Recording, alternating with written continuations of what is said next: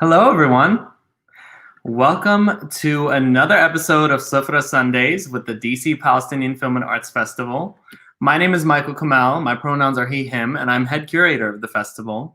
And I'll be facilitating today's episode with Mama Aisha's, the iconic Mama Aisha's. Every Sunday in August at 2 p.m., we're learning how to make Palestinian dishes with an incredible lineup of Palestinian chefs and culinary geniuses. Before we introduce our amazing instructor, Samir Abu-El-Hawa, I'm going to give a quick intro about the festival for those who may not be familiar. The DC Palestinian Film and Arts Festival, or DCPFAF as we call it colloquially, is an annual project that takes place every October that champions the work of Palestinian artists and filmmakers in Palestine and around the world. And we showcase the range and complexity of Palestinian identities and narratives. This fall will be our 10th year, and we're working on putting together an amazing digital festival for all of you. So make sure you stay tuned and make sure you get announcements by following us on all social media platforms at DCPFAF. That's DCPFAF.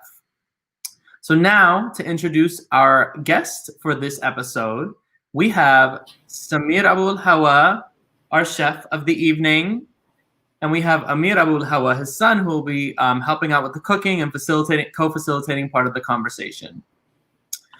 So a little bit about Samir. Samir was born in the Mount of Olives in East Jerusalem in 1951.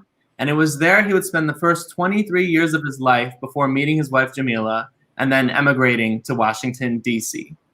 While Samir had never been to D.C., his aunt, Mama Aisha, had already established herself as one of the first Middle Eastern and only Palestinian restaurants in the city.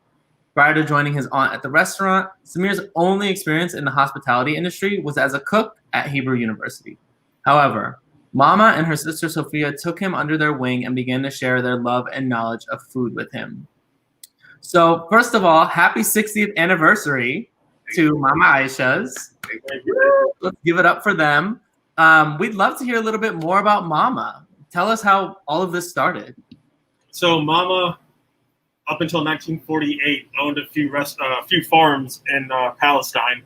Mm-hmm. And after 48 war, that land was confiscated from her, and she was forced to leave. So on her own, she emigrated to Washington, D.C. She already had experience with cooking, and she worked at a couple restaurants in the city, saved up her money, and once she had enough money, she was able to buy Mama Aisha's. Let me interrupt you 1 second. Yeah. She worked as cook at the Syrian embassy. Back then, she moved to Washington because she didn't have any working permits. So she was under diplomatic immunity until she saved, like you said, some money and met a Palestinian GI who was in the U.S. Army, and they got married. That's how she got her papers.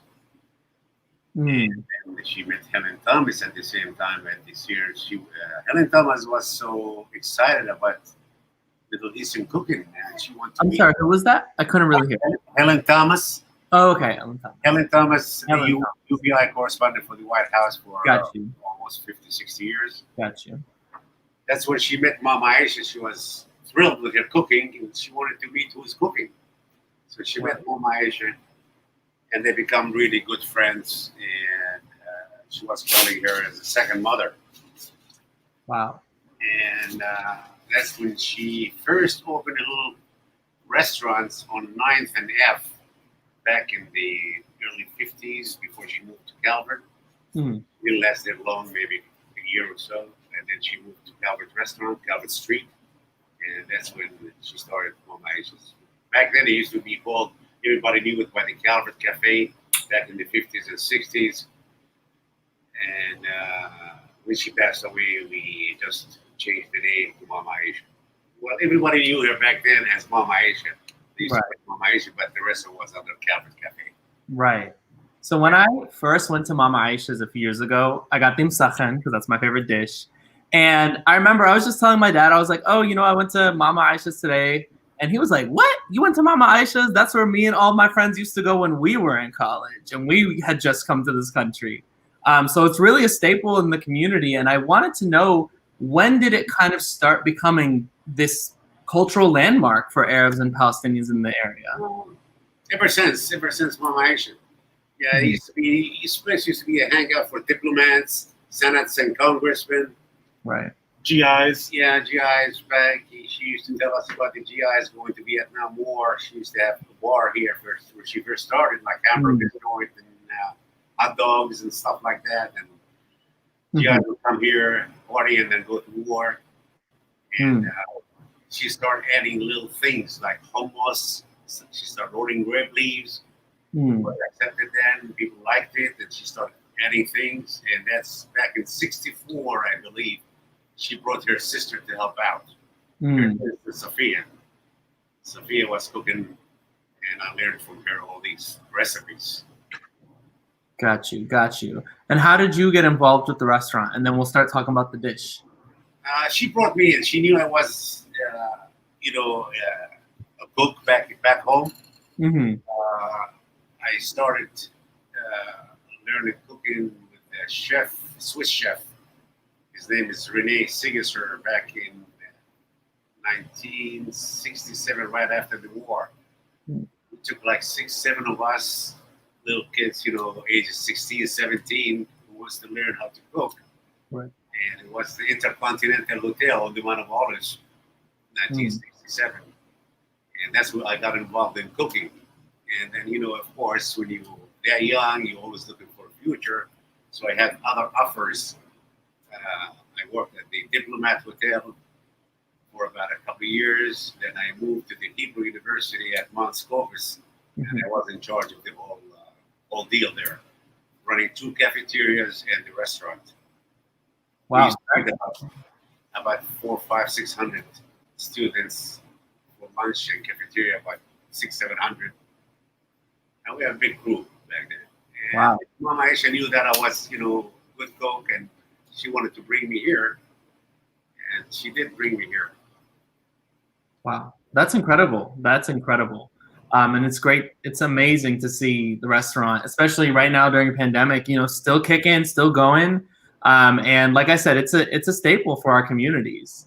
So what are you cooking today? Let's tell our audience. I'm gonna do some real Palestinian dish, which is called MAQLOUBA. MAQLOUBA is like upside down. You can do MAQLOUBA both ways. We can do it with eggplant and lamb, and today we're gonna do it with chicken. Actually, it's gonna be chicken, which I cooked halfway chicken. I had potatoes, carrots, and cauliflower, which I'm going to fry now, halfway cooked. I get a little color, then I strain them in here, get all the grease out from the frying, and I'll move it back to the pot, and I'll put the rice and the rice and the chicken, and then I add the vegetables on top, and then I put the rice, and I put it on low fire, let it boil for about 4 or 5 minutes. And let it sit on low fire till it's done. Got you. Cool. Well, I'm going to start frying. Okay. I'm going to take. Let's start with the cauliflower. Cool. I'm going to step away and let you do what you do best. Okay. Starting with the cauliflower and the potatoes. And you're only frying these halfway? Yeah. We'll get them a little color, give them brown color. And they'll finish cooking with the rice and the chicken. Yeah, I add them all together.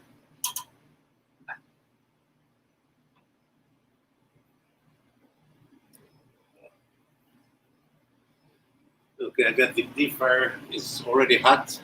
I'm going to dump the cauliflower in. I'll take the potatoes.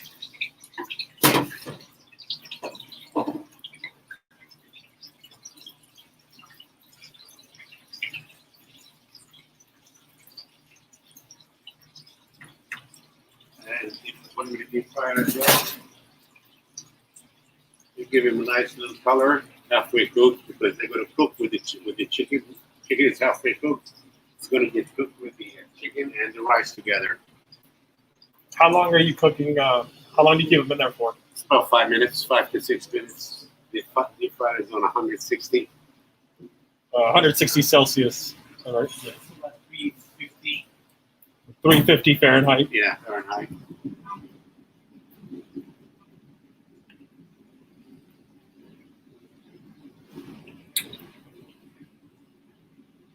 So, do you prefer lamb or chicken MAQLOUBA yourself? Today I'm making it with chicken. What do you prefer? I like it with chicken. I like chicken more than meat. Got you.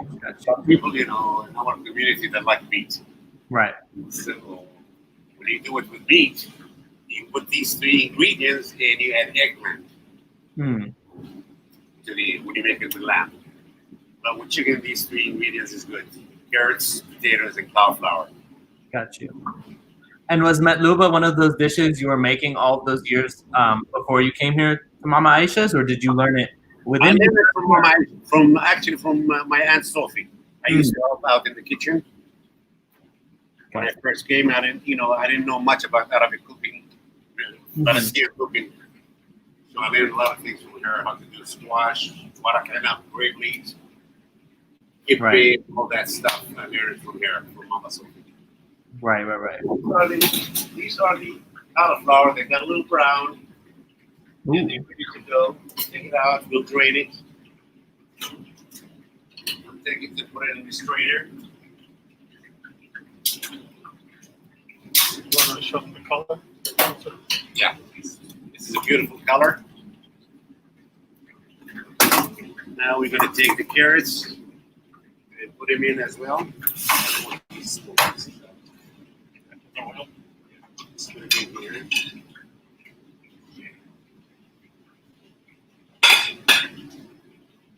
And now we put the carrots in. Out of these 3, the cauliflower cooks the fastest, right? Yeah. Okay. The other ones take a little longer. The potatoes, the carrots, just give it a color because it's going to cook with the rice and the chicken as well. So, what are some tips that you would have for people trying to make MAQLOUBA at home? How can they make the best MAQLOUBA beyond following your recipe today? No, just what I'm making now is going to be the best. Yes. Great. See, we give him a little nice color. Ooh. The cauliflower. Nice. Potatoes are ready.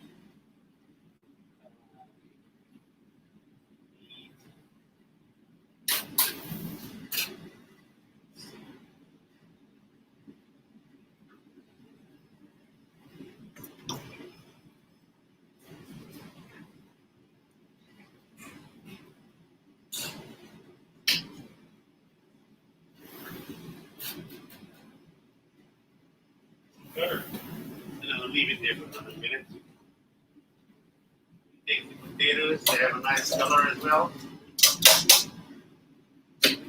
These are the potatoes. Oh, those look delicious.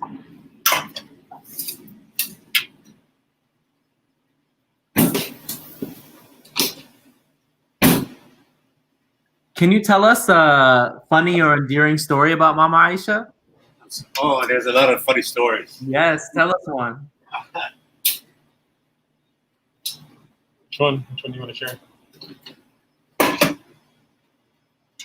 Back in 1979, when the Iranian took over the U.S. Embassy, Mama was always sitting there and answering the phone.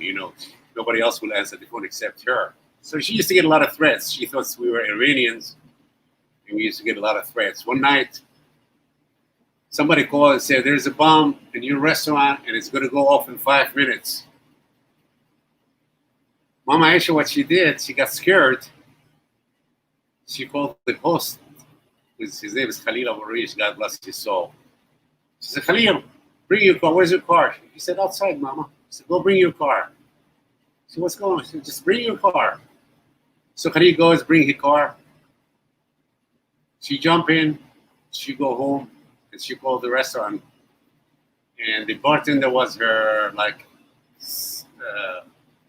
my other aunt's husband, daughter husband. She called and said, Abu Hatim, did the bomb go off? He goes, what bomb? He said, well, we got a threat. Somebody said this bomb is going to go off. She said, you go home, left us, and you want the bomb to go off. That was one of the funny stories. Wow.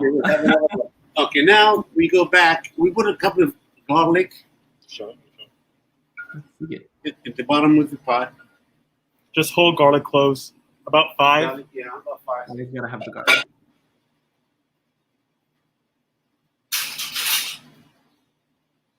Take the chicken, which is halfway cooked, and we put it in this pot with the garlic.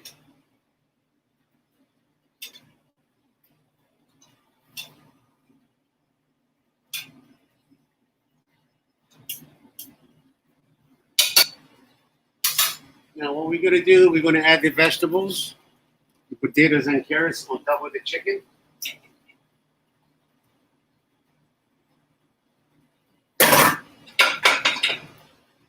Add the cauliflower. Now I have about a pound of rice. We use Uncle Ben or basmati. Now we're using basmati rice. So what I'm going to do, I'm going to dump the rice with the vegetables. Oh, sorry, I got to put the spices first. We have a little bit of cardamom.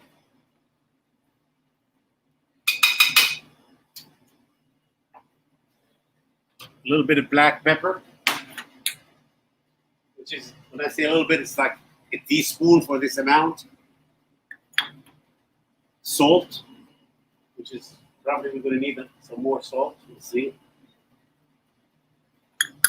Cumin. And turmeric. Turmeric is very good, gives us a good color. And what we do, we're going to add the rice to the whole thing here. Rice is ready to go. So we're going to add, we use the juice from the chicken, which we cook.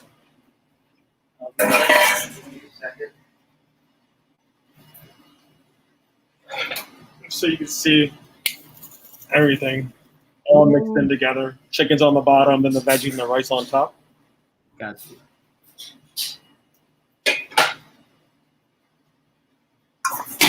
Now, has the recipe changed at all since you started making it at Aisha? We got the juice. I'm sorry, what was that? Measure.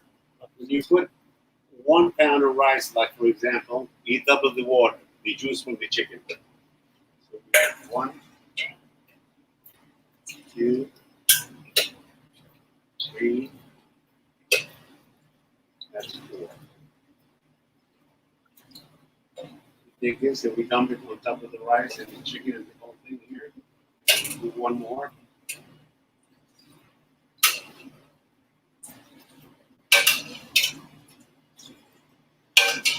So it's basically like a chicken broth. Yeah. And has the recipe changed at all since you started making it at Mama Aisha? The juice goes on top. So we double it. Has the recipe changed at all since you started making it? Or is it the same recipe? Yeah, sometimes, I add things that was not existing. Like, for example, the cardamom used to be very expensive. So they will not use a lot of cardamom. These days we use all this cardamom. Right. A lot of things. Right. What we're going to do now, we're going to move this away. We're going to bring the rice and everything here. We turn on the fire and I'll mix it all together. Make sure all the rice was in the juice.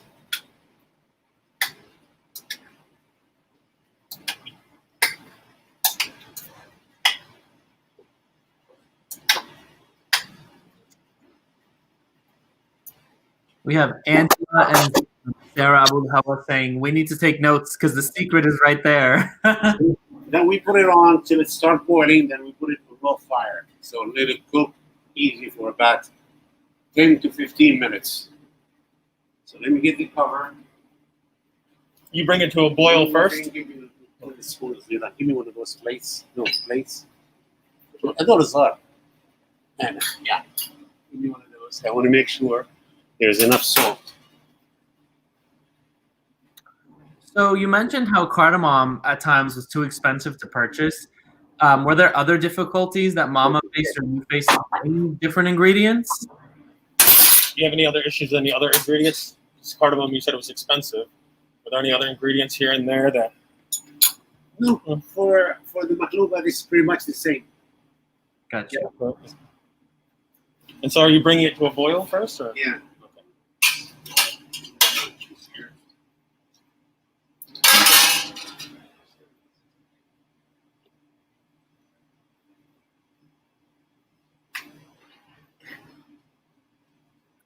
So one of the secrets is in the pot. The pot's probably half the age of the restaurant. Mm-hmm. A lot of MAQLOUBA made in it. You can't cook it in a new pot. That's blasphemy. Absolutely not. No chance. So Amir, how did you get involved with the restaurant? This was actually, I worked here. So we'll make sure it's covered.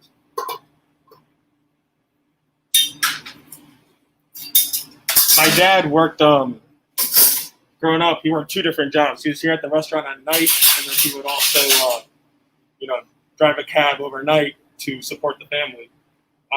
So the time I got to spend with my dad was coming to the restaurant. So even at a young age, on the weekends, Fridays to Saturdays, I'd come with him. I get off of school, it's the weekend, I didn't have to do any homework. That night, I'd come with him to the restaurant, and I'd stay here with him until closing. And I got to, would always be here. And then as I got older, probably like in high school, this was my first job. During the summer, sometimes on the weekends, I'd come in the kitchen and I'd help out.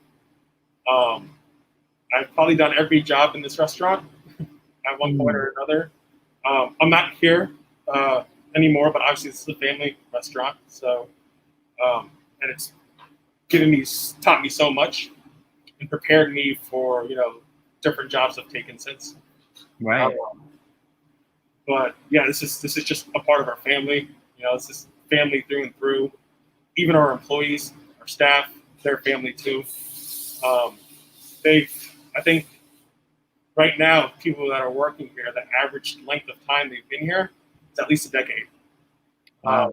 Yeah, we're definitely a family, and a diverse family at that. You could be in the kitchen here one day, and you can, one of our cooks is from the Ivory Coast. And one of the other people that work here is from Tunisia, and they'll communicate in French. Oh, wow. So you'll hear French in the kitchen, you'll hear Spanish in the kitchen, you'll hear Arabic in the kitchen, you'll hear English in the kitchen. Wow. The restaurant really brought obviously given a lot to our family, but then also brought up, our larger, more extended family, our staff, and of course our client, our customers, our guests. Right. Many of whom, now their kids are coming here, and their grandkids are coming here. Right. It's just one big family. So we start boiling.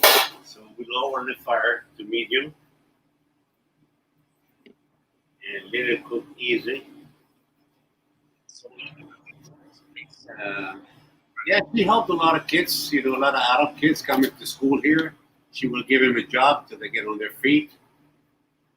As they graduate, a lot of them still appreciate Mama Aisha, what she did to them.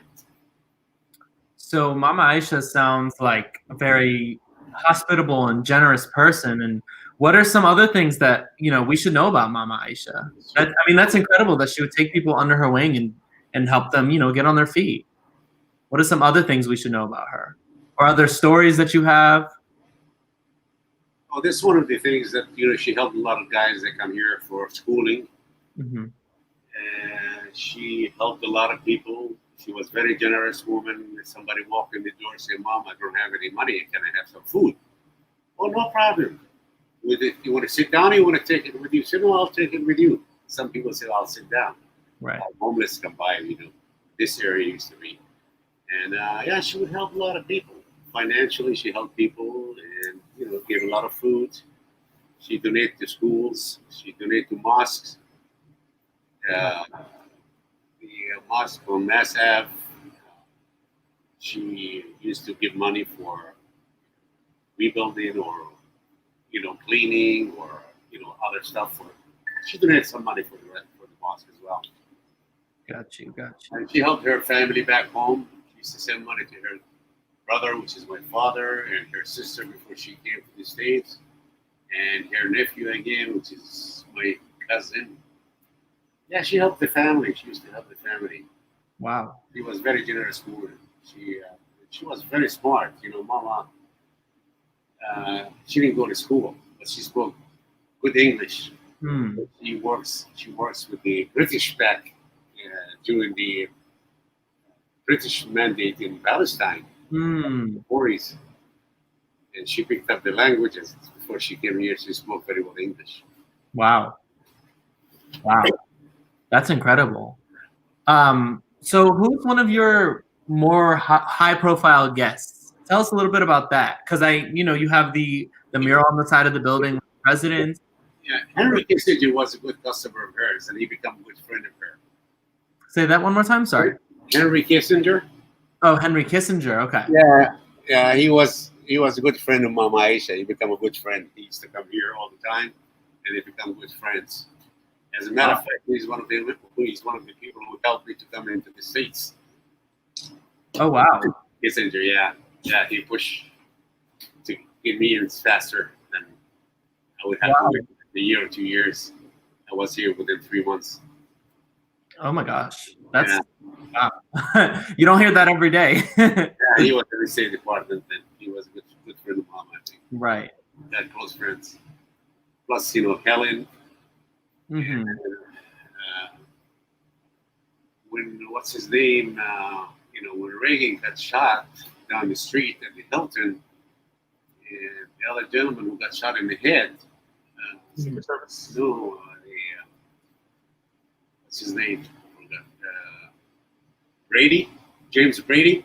Remember, he got paralyzed from the head down. Mama Aisha would say, "Helen, you have to bring James Brady here. I want to cook a nice meal for him." Wow. And she surprised him with a whole lamb, stuffed lamb. Oh my gosh. Yeah, she made him a whole lamb and bring his family and grape leaves around the plate. I was here. I was actually the one who helped to cook it then. Wow. Yeah, we made him a whole lamb. Yeah. It's one of the stories. You could write a whole book about Mama Aisha, it seems. And Bill Clinton one day, we have like a table of 14 to 15 people from California. And all of a sudden the Secret Service comes in and he say, "May I look at your place?" I said, "Sure." Yeah. "May I look at your place?" I said, "Sure." He didn't say nothing. So you look the back door, the front door. And 5 minutes later, Bill Clinton walks in with his wife. Wow. And everybody stood up and started clapping. Wow. That's afterwards, after he, within Early 2000s? after he finished his second term,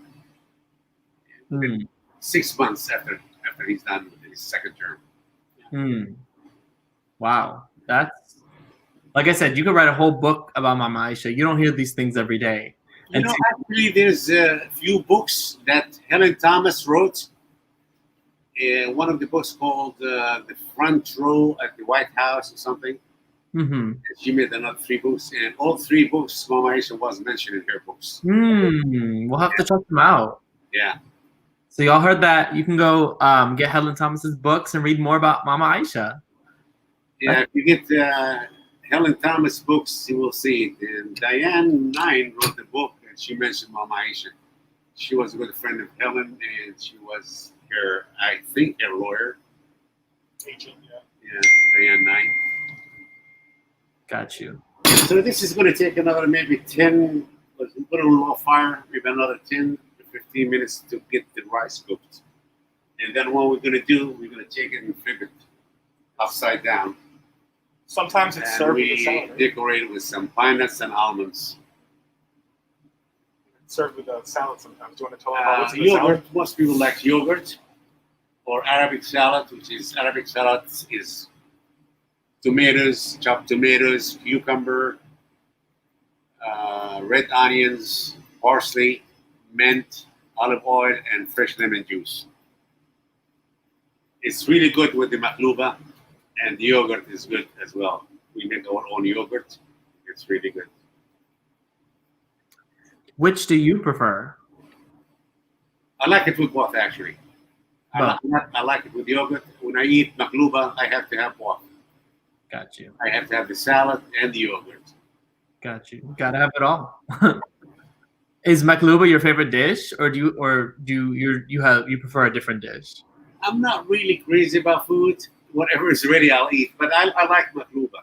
I like MAQLOUBA, and I like mansaf. Got you. Mansaf has to be with lamb. You cannot do it with chicken. Right. Yeah. No, you can't. And what are some other popular dishes at Mama Aisha's? We have the muzat. It's a lamb shank. Mm-hmm. It's a whole shank. Mm. We bake it for about 3 hours in the oven. And we really don't need a knife or fork to cut it. It comes right off the bone. It's so tender. Wow. And we serve it with rice and green beans, string beans. That's one of the good ones too. And most people like our grill stuff, like the kebabs. The shish kebab, the chicken kebab, the kifta kebab. That's a number one seller. Then comes the after that the muzat and the mnazzala. The mnazzala, people love the mnazzala. It's the layers of eggplant filled with we put eggplant and ground beef. We put the spices, the ingredients, and then another layer of eggplant, and we fry the eggplant, and then we put it in a big strainer and top it with sliced tomatoes, and we put it in the oven to drain all the oil from the eggplant. And that's really a good one. People love it. And that's I think I have some meat. You're about to make me drive up there and grab a dish. See, this is the mnazzala. Oh, I'm gonna make you full screen so everyone can see. 2 layers of eggplant, and it's filled with ground beef. With our ingredients. This is really good. This is people love it. That looks really delicious. Sabrina Hawa says, "Hey family." Hi Sabrina. Hey Bina. It's a family fair. Everybody's here. My brothers, my oldest brother is here all the time still. Me and my other brother worked here for most of our lives. Mama didn't have any kids. That's why she was Mama. She was Mama to everybody. Got you. Everyone's mother. As my dad mentioned earlier, she took care of everybody. Whether it was a stranger off the street who was down on their luck, or family who just got to the country and needed a little assistance to get started. She was awesome, and she did this pretty much all on her own. Wow. As my father mentioned, she was married for a short time to a Palestinian American who was a GI, a World War II veteran for the Americans.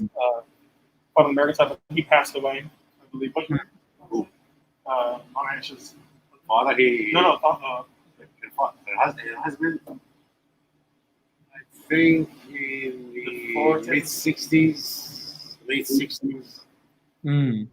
So, she was self-made in every sense of the word, and then brought others up with her. Wow, that's beautiful.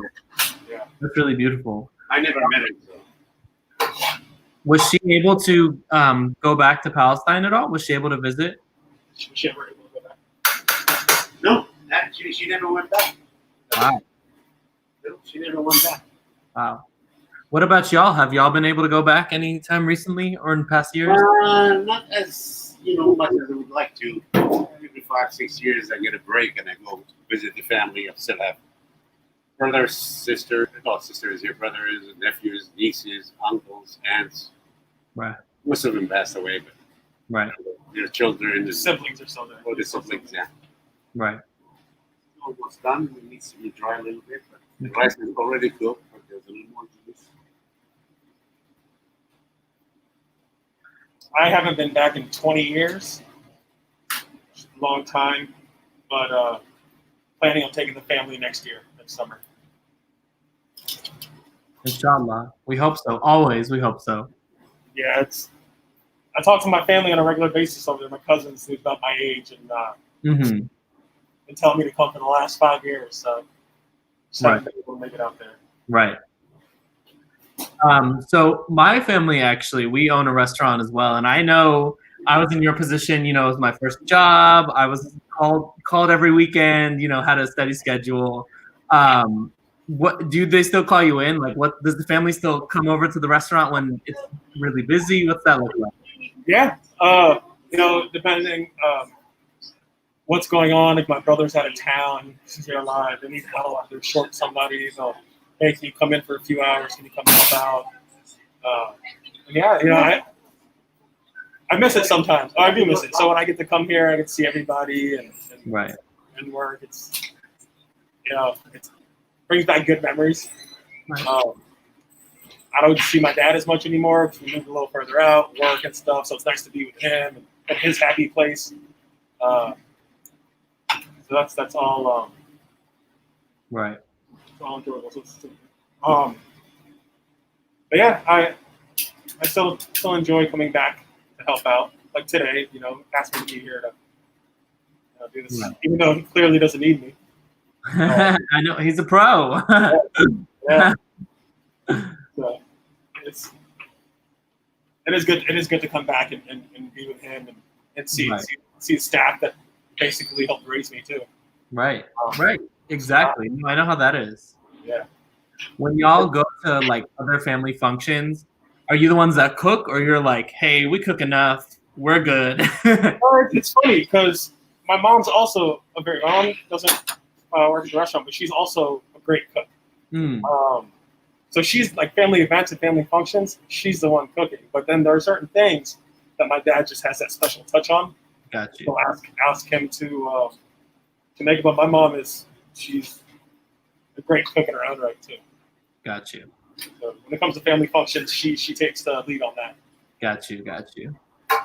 Cool. So I'll let y'all get back to doing your thing. And we'd love to see how it's going. See if I can show them. That looks so good. Wow. So we're just waiting for some of the water to evaporate, some more of the water to be absorbed to evaporate. If I wasn't facilitating, I would be cooking right alongside you. we do other Arabic stuff, like kusa mahshi, malfouf mahshi, wara inab. We do all the appetizers, hummus, baba ganoush, fattoush, tabbouleh. We did this Helen salad after her. She used to love it. Chopped tomatoes with red onions and feta cheese, olive oil and lemon juice. Helen Thomas loved that stuff. She had to have that salad. We used to call it haratin, which is haratin. It's like farmer salad. Back over there, farmers used to love that salad. That's all they ate. Right. And we introduced it to Helen, and Helen got hooked on it. Every time she wants haratin, I say, well, we're going to name it after you, Helen Salads. That's awesome. That's awesome. Yeah, we do all the grills, like, lamb kebab, chicken kebab, lamb chops. We have a mixed grill, which is you can get a skewer of lamb, skewer of beef, ground kifta kebab, and a skewer of shish tawood. Right. That's a good seller, too. Got you. People love that grill stuff. Musakhan, too. Oh, musakhan. People love musakhan, too. People know, they love it. We bake half a chicken with sauteed onions, sumac, pine nuts, and almonds on a pita bread. That's very, very good. People love it. If you have it first time, they want it again and again. Yes, it's the best dish. It's not even debatable. It's not even debatable. One thing we've been able to maintain through the 60 years is that 90%, 99% of the food that's made at the restaurant on the menu is made at the restaurant from scratch. We don't have the capabilities to bake bread, so that's one of the things we get. No, we're making bread now. Oh, see, we're making bread now. Yeah. Okay, Mama makes bread now. You don't know. Yeah, we got the machine, we got the mixer, we got the thing for the bread. So pretty much everything is made here now. Yeah. It's all in-house. Wow. Yeah. And Do you have spots where you like to get your spices and things like that? there's a Middle Eastern distributor that you get a lot of the spices Yeah. from, right? Yeah. But then also some of our meats, a lot of our meats, all our food meat is halal. So there's specific Everything's places. halal. Yeah, so there's specific places you Chicken, can get that lamb, from. beef, everything's halal. We use every halal. Got you. And we make the bamia. Bamia is good seller too. People love that. Okra Yeah. with lamb and tomatoes. It's really good. Bamia. Little touch of cilantro in it. Bamia is very. After this one, I'm going to make bamia. Got you. Bamia is a very controversial dish in our community. People love it or they do not like it. I think that's okra in general. It's just across, Right. the texture of it can throw some people off. Right. Got you.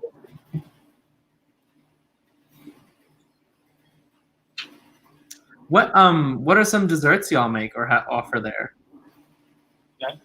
How much time they have? Oh So I can flip it. no, you still have time for that. But they want to know what desserts you make here. Oh, desserts. We make MAQLOUBA. We make Ashr Asfour, Mm. which is pistachios. We make rice pudding, ruz bil halib. Make kinafa, homemade kinafa. And I make namura, which is, we call it warbat. Mm. It's fillet dough filled with ishta and topped with honey. That's really good too. That's one of my favorite, the namura. We make our own ishta, we don't buy it. We make our own ishta with a touch of rose water. We use rose water. Classic. So I heard we're getting ready to flip. And yeah, sometimes we don't know 5 minutes. Sometimes we make ma'moul. Ma'moul, I have my wife make it. She makes good ma'moul. I bring it here one time and she makes me ma'moul. Got you. And then in Ramadan, you'll make what you call it? I think it's Ramadan. We always why is it? Ataif. Ataif. Yeah, ataif. We make ataif in Ramadan only. I make him here. Got you. So how have things been for y'all during the pandemic? How's the restaurant been? If we may ask. Slow. Slow. Yeah. Most of the business is carry out. Mostly carry out. Yeah. Very few people do. Very few tables. Obviously, we're abiding by all DC's guidelines with spacing and the amount of people that can be here. We're both wearing masks as we're supposed to and should. Right. But yeah, even though I'm not here, I'm always curious how things are going. So I'll call and check in with my dad and my brother, who's here often. Mm-hmm. Yeah, it's mostly carry out, catering as well. We do cater. And, actually, before our call the other day, there was a large carry out order going out. Where's the tray? I'm going to flip it over. Ooh, okay.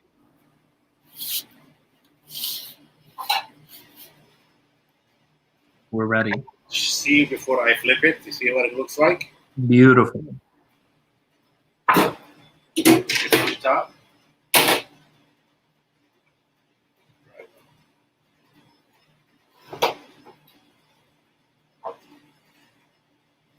One, two, three.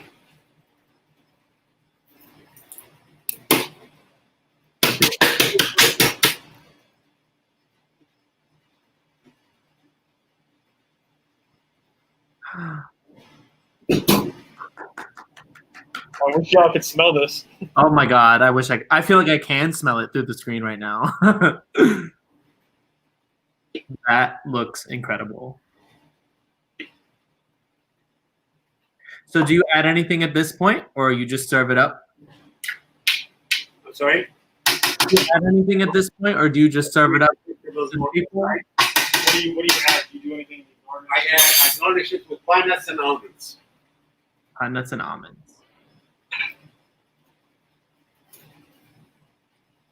Is the almonds and pine nuts? Mm.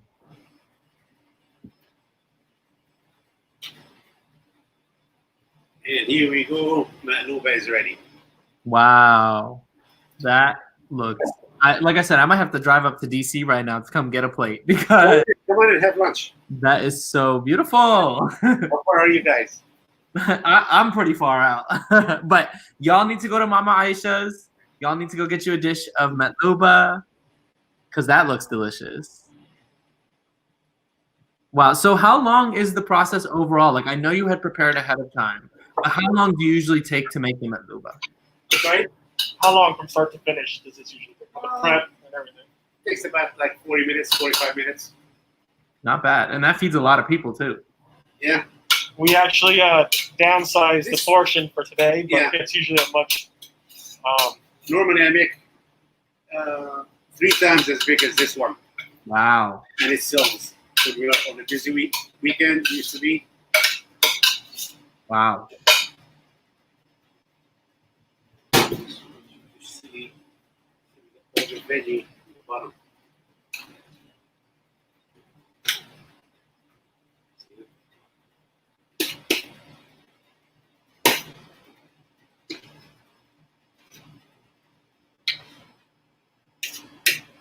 And you said the turmeric gives it the yellow color, right? Yeah, turmeric makes it good color. Turmeric is really good for you as well. Mm-hmm. Wow. Can we get one more close-up? The audience would like to see. Wow. And somebody asked, is it still 45 minutes even with the bigger portions? Yeah.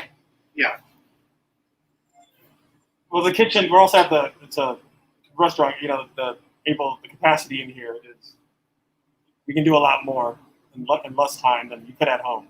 Right. But for this portion, yeah, it's 45 minutes is a safe bet. Right. Wow, that looks so good.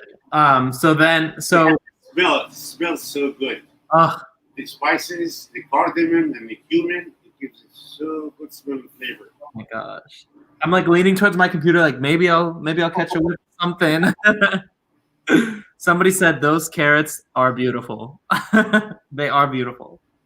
And she has the cauliflower, but all the vegetables and their flavor, they should be up too. So, especially when y'all are busy, do you just keep making pots of MAQLOUBA, or do you just make a big batch for the day? And Actually, on a busy day, I make double of this. And we run out. So we make everything on a daily basis fresh, based on our reservation. We look at the reservation to see how many people. Based on that, we make maybe 5, 6 items of this, 6, 7 items of that. Whatever sells more, we make more. Like kebabs, we always make more than kebabs. Because the kebabs, really, we have to marinate it overnight. mm-hmm. Like the shish kebab, you know, all the fat is out, no fat, no veins, and we marinate it overnight with allspice, salt and pepper, and olive oil. And we put them in skewers. And he does all that, by the way. He'll sit there, cut the lamb up. He'll get a whole leg of lamb, cut it up, devein it, get all the fat off. Wow. Really puts a lot of care into You know, it's looking like this. We don't make much. This is the shish kebab is ready to go.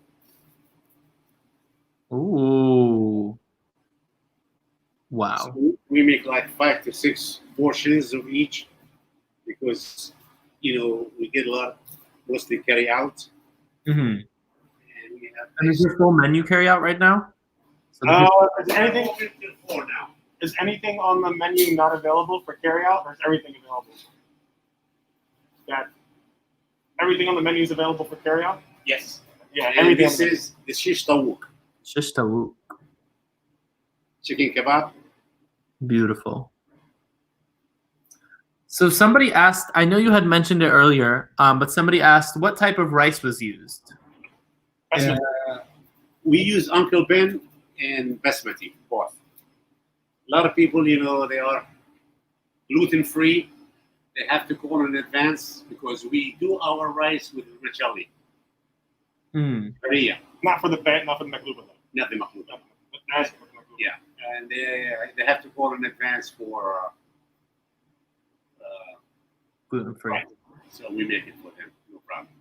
And is the basmati rice typically used in MAQLOUBA, or just kind of whatever rice you? It tastes better with basmati. Gotcha. Basmati rice has a good flavor. Yeah. So for the MAQLOUBA, it's really better to use basmati rice. Got you. Cool. So do we have any other questions from the audience? You can comment below on Facebook or YouTube, whichever platform you're tuning in from. I know whenever I'm up in the city next, I'll be stopping by and getting some carryouts and saying hello. Because I'm vegan right now, but I'm gonna have to break that because that MAQLOUBA looks. I wish you guys were around. You can feed you this MAQLOUBA, and I'll make another one for us. I know. Yes. Yes. Well, thank you both so much for sharing your recipes and stories. Thank you for giving us opportunity.